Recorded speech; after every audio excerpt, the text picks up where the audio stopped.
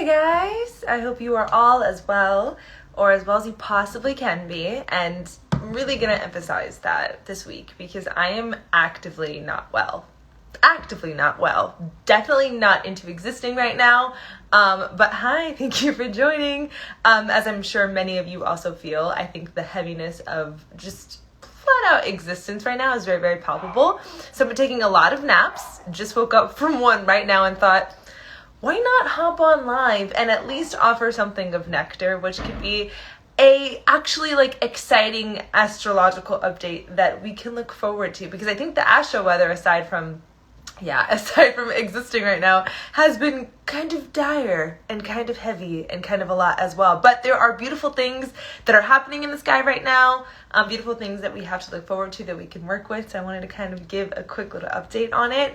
Honestly, to just offer something that is maybe of light in a world that is dark and obscure right now. So with that being said, I hope you are doing well and you are resting as much as possible, because right after this, I'm not going to go back to sleep, but I am going to go back under my blanket because I'm very tired. Thank you for joining. So I'm going to mainly be talking about this new moon in Gemini that is coming up, as well as the fact that Mars is in the sign of Aries right now, because this is super exciting energy and it's going to what's the word I'm looking for? They're going to come together. They're going to synergize to offer us new opportunities for manifesting, new opportunities for beginning, and I think new beginnings. And I think that is really special and important, because I have been adamant about saying that it's not the time to work on manifesting or setting intentions, because of the fact that we've been in this eclipse season. The last few lunar transits that we've had have been ones that you kind of wanted to sit back and just survive through instead of actually working with. But this new moon in Gemini, not only is it eclipse free and totally fertile soil for manifesting and setting intention, but in fact it's very fertile soil. It's giving fertilizer energy for intention setting, for manifesting. So I'll talk a little bit about why that is. Right now, actually, I'll talk about that right now. So it is happening on the 30th, the new moon in Gemini. And what's beautiful about it happening on the 30th is that Mercury goes direct, I believe, June 2nd.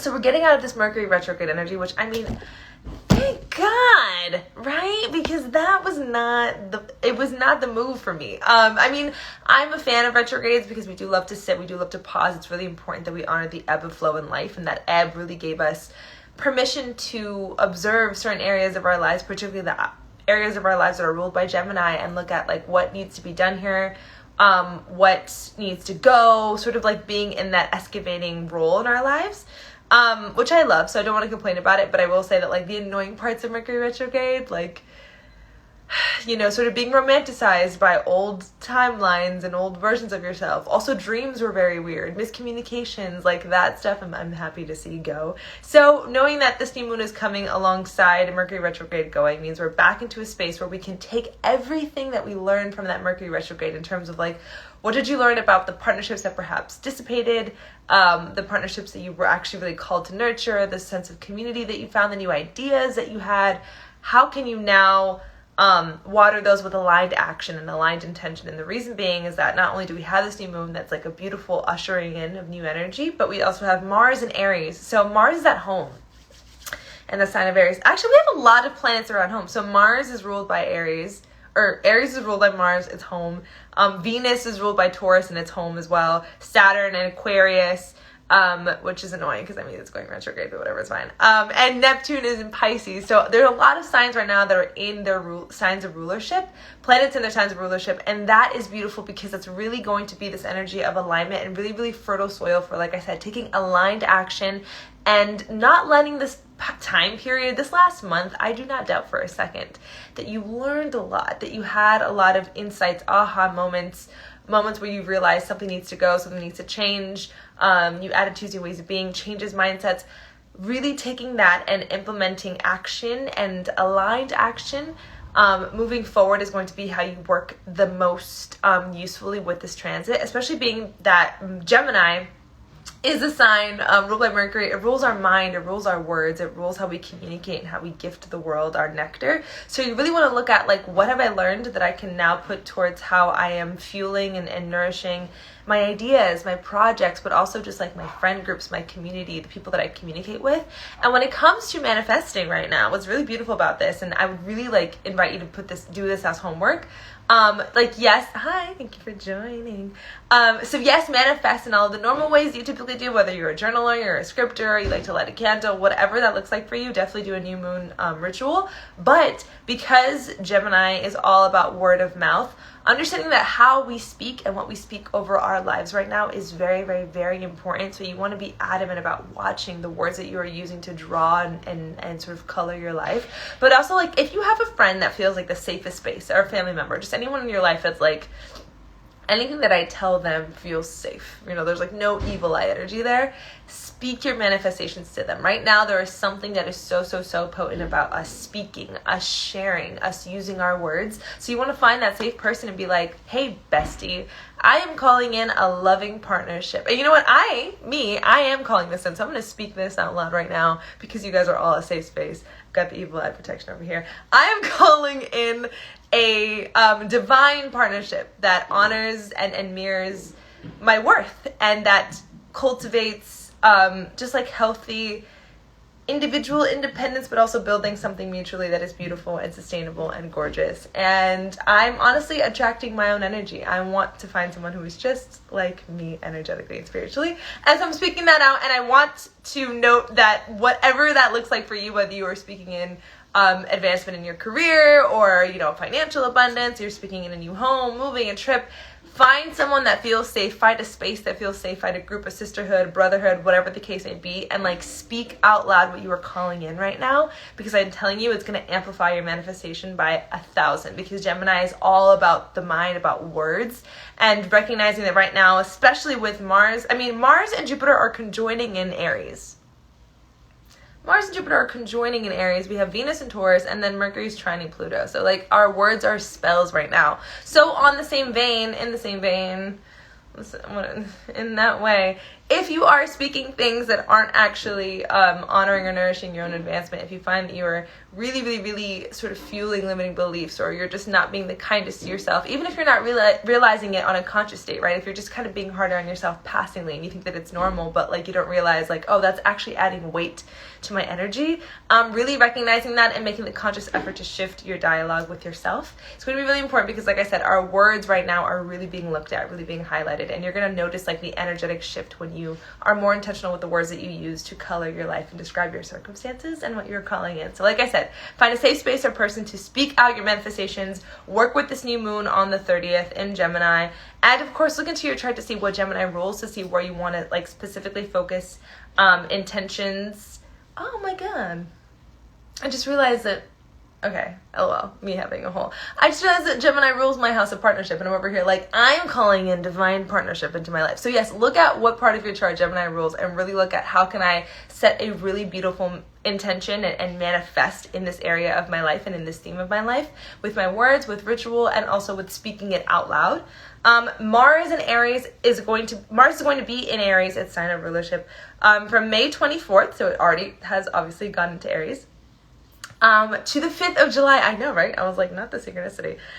So this is going to be an energy that we're with for a little minute, honestly, for the good first half of summer. And this is the most beautiful, beautiful, beautiful energy to move into summer with, especially because if you are planning on having a hot girl, hot boy, hot day summer, this is the energy to go with, because Mars is impulsive, it's fun, it's fiery, and it's bold. Of course, everything is defined by the intention behind it, so that kind of energy can burn us out if we're not using it with discernment, but it can catapult us forward and really put us in situations that honor our growth and fun and newness, right? Aries is the child of the zodiac, so it's just ushering freshness into our lives if we use this with discernment and with agency. So I will say that because it'll be here until the 5th of July, get used to this energy of taking aligned action, really looking at, right? Because astrology is a story. So we're just coming out of this eclipse season, this Mercury retrograde season that was all about pausing and reflecting and reviewing and recalibrating. Now with this new moon in Gemini that's moving in as Mercury retrograde leaves and goes direct, we're okay, well, how can I now plant seeds of intention here? And this Mars and Aries energy is and how can we do? And how can we act? And maybe that seed of intention is that I want to rest more. And so that Mars and Aries energy looks like actively setting time to allot periods of rest for yourself. It doesn't have to mean that you're going and going, especially if you feel you're in an era of burnout. But on the other side, if you feel no, there are things in my life that I need, that I'm ready for, that my body is yearning for, call that motherfucking in, bitch. Sorry, I didn't mean to get aggressive. But honestly, that is the energy. Aries is all about, and it's beautiful because right now we're having Mars in Aries conjoin Jupiter in Aries. So there's just such a beautiful ushering in of like taking agency and autonomy in our lives. And I do want to say that if you are just joining, you didn't check out in the beginning when I was saying that existing right now is not the move. Existing right now is very, very heavy. There's so much going on collectively that feels like such a weight. And I can say that if there's anything to alleviate us a bit, it is knowing that we can take individual action to sort of usher in collective movement forward. So taking that Mars and energy taking Mars in Aries energy to sign some petitions or to speak up on what your perspective is, and not in a way that, you know, burns you out because you feel like I have to share a public opinion, but rather like, how can I set seeds of intention for the people and the communities that I am a part of, the people that read my words? You know, how can I actually just use my energy to usher in newness? Aries is the first sign of the zodiac. It's all about new. It's all about rebirth. Rebirth has been such a theme, especially with this eclipse season that we're moving out of. I feel like if your skin feels raw right now, it's because you were in that stripping, you were in that shedding. And so now we're in that energy of like, okay, what's the cloak that we're going to wear now? Now that we've kind of rid ourselves, now that we've purged, right? This last month was so much purging. I'm so tired.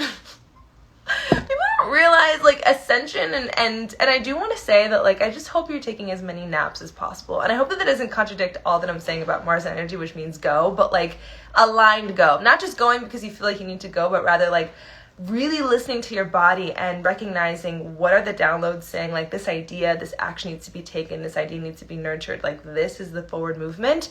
And then how can you leave the rest of the dead space for rest and coming back to just allowing your body, your nervous system, your new skin to grow and recalibrate, right? Because we really were in a time period that was really calling for us to kill an old version of ourselves. And like, you kind of need to mourn the loss of that old version of yourself. You need to recuperate the energy that it took to even recognize the fact that there was skin that needed to be shed. So I hope that you are also giving yourself time to rest, and that you are using this Mars and Aries energy to fuel the new ideas that your new identity you're stepping into is. And I hope that that new identity really is a return to your core self. I hope that made sense. I mentioned this, but I just woke up from a nap. So my brain isn't at its most potent. So anyway, that is mainly what I think is the most important to share right now. I'll obviously be back to talk about the transits that are to come, but I think that Mars and Aries, especially conjoining Jupiter with this new moon in Gemini, is such, like, we deserved this. We earned this because what month is it? May? May was not the easiest gal. She's not the easiest gal, but we deserve this new energy, and I hope that you work with it. Like I said, really use this new moon on the 30th to usher in newness into your life, babe. That's all it is. Newness. I love you guys so much. And if you ever want to work with me one-on-one, please do. I also just uploaded a batch of affirmations onto YouTube, which have been really helpful for me. I've been listening to them back, so I would invite you to listen to them if you feel called to. And yeah, have a beautiful new moon, and I hope that you guys are resting. And if you are American right now, I'm so sorry. Okay. Bye, guys.